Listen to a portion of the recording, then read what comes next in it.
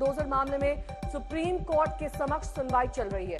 Supreme court ने सख्त टिप्पणी की कि कोई आरोपी है तो इस आधार पर उसके घर पर बुलडोजर नहीं चलाया जा सकता है।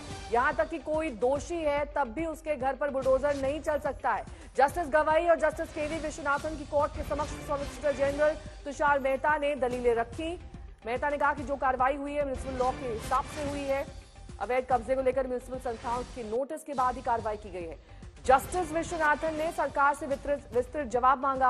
आरोप नोटिस, कार्रवाई आदि पर सुप्रीम कोर्ट सरकार जवाब देगी और सुप्रीम कोर्ट इस मामले में विस्तृत दिशा निर्देश जारी करेगी।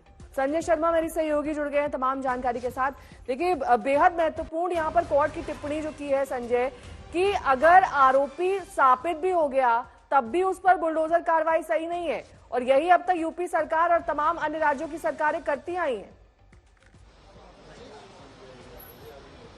जी हाँ, लेकिन सरकार की दलील ये रही कि जो भी कार्रवाई की गई है म्युनिसिपल एक्ट के तहत की गई है, सिर्फ इसलिए नहीं की गई कि वो किसी आपराधिक मामले में आरोपी है, बल्कि इसलिए की गई है कि उन लोगों को उन्होंने या तो अवैध रूप से जमीन कब्जा कर रखी है, सरकारी जमीन, या फिर अवैध निर्माण कर रखा है जिसमें नक्शे के अलावा किसी तरह के निर्माण है, जिस निर्माण को चुनौती दी गई। और म्युनिसिपल कॉरपोरेशन जो स्थानीय निकाय हैं उन्होंने नोटिस जारी किए थे।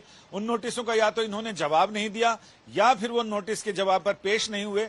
ऐसे में उनके खिलाफ पूरी तरह से कार्रवाई सुनिश्चित करते हुए और जो प्रक्रिया है उसका पालन करते हुए उन लोगों का घर गिराया गया। लेकिन तभी राजस्थान की तरफ से एक वकील ने, राजस्थान में जो अभी हाल में हुआ है उसमें कहा गया कि एक बच्चे ने अपने साथी को चाकू मारा और जोधपुर में, और वहां उसके पिता का घर गिरा दिया गया। कोर्ट ने कहा यह बिल्कुल उचित नहीं है। एक पिता का बेटा अड़ियल हो सकता है, आपराधिक प्रवृत्ति का हो सकता है, लेकिन इसका मतलब ये नहीं कि उसके घर वालों को इसकी सजा दी जाए और उसका घर गिरा दिया जाए। इस पर कोर्ट ने विस्तृत जवाब मांगा है। ये कहा है कि जो जो कार्रवाइयां की गई हैं उन सारी कार्रवाइयों पर सरकार जवाब दाखिल करे और सरकार ये बताए कि क्या आरोप थे, कब कब नोटिस दिया गया और उस पर उसकी तरफ से क्या एक्शन हुआ। और ऐसे में जिन लोगों ने ये कहा है, दुष्यंत दवे याचिकाकर्ताओं की तरफ से थे, उन्होंने लगातार कहा कि सरकार मनमानी करती रही है और सरकार ने सिर्फ ऐसे लोग जिनके खिलाफ आरोप थे, आपराधिक आरोप थे, हिंसा भड़काने के, पत्थरबाजी करने के या फिर किसी अन्य तरह के, उन सारे लोगों को सजा देते हुए उनके घर गिराए गए, उनके संपत्तियां गिराई गई हैं। इस पर अदालत ने 17 सितंबर की अगली सुनवाई तय की है, जिस पर सरकार बहुत शुक्रिया।